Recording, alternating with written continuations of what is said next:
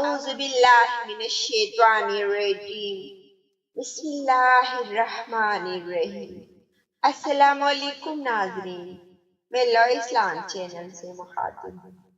ناظرین کرام، ایک بہت خوبصورت سبق آموز سٹوری سناتی ہوں۔ ایک بادشاہ نے اعلان کیا کہ جو شخص جھوٹ بولتے ہوئے پکڑا گیا اس کو 5 دینار جرمانہ ہوگا۔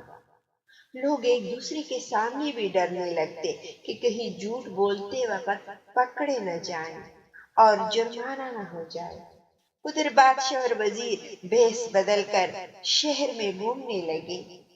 جب تھک گئے تو آرام کرنے کی غرض سے ایک تاجر کے پاس ٹھہرے۔ اس نے دونوں کو چائے پلائی۔ بادشاہ نے تاجر سے پوچھا، تمہاری عمر کتنی ہے؟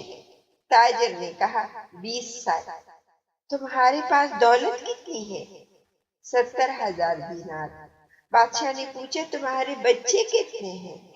تاجر نے جواب دیا، 1۔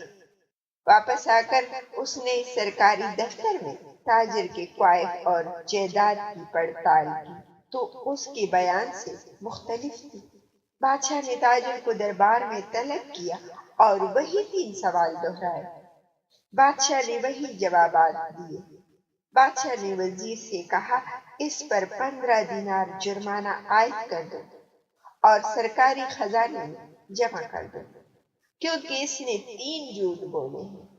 سرکاری کاغذات میں اس کی عمر 35 سال ہے اور اس کے پاس 70,000 دینار سے زیادہ رقم ہے اور اس کے 5 لڑکے ہیں۔ اس بات پر تاجر کہنے لگا، بادشاہ سلامت زندگی کے 20 سال ہی نیکی اور ایمانداری کے ساتھ گزرے ہیں، اسی کو اپنی عمر سمجھتا ہوں، اور زندگی میں 70,000 دینار میں نے ایک مسجد کی تعمیر میں خرچ کیے ہیں، اس کو اپنی دولت سمجھتا ہوں، اور 4 بچے نالائق اور بد اخلاق ہیں، ایک بچہ اچھا ہے، اسی کو میں اپنا بچہ سمجھتا ہوں۔ یہ سن کر بادشاہ نے حکم دیا کہ جرمانے کا رقم واپس کر دیا جائے اور تاجر کو کہا، ہم تمہارے جواب سے بہت خوش ہوئے۔ وقت وہی شمار کرنے کے لائق ہے جو نیک کاموں میں گزر جائے۔ دولت وہی قابل اعتبار ہے جو راہ خدا میں خرچ ہو، اور اولاد وہی ہے جس کی عادتیں نیک ہو۔ بے شک اللہ تعالی ہم سب کو نیک عمل کرنے کی توفیق عطا فرمائے، آمین۔ امید کرتی ہوں کہ یہ سبق آموز سٹوری آپ کو پسند آئی ہوگی۔ آپ اپنا بہت سارا خیال رکھیے گا، اپنی دعاؤں میں مجھے بھی یاد رکھیے گا، اور چینل کو لائک اور سبسکرائب کرنا نہ بھولیے گا۔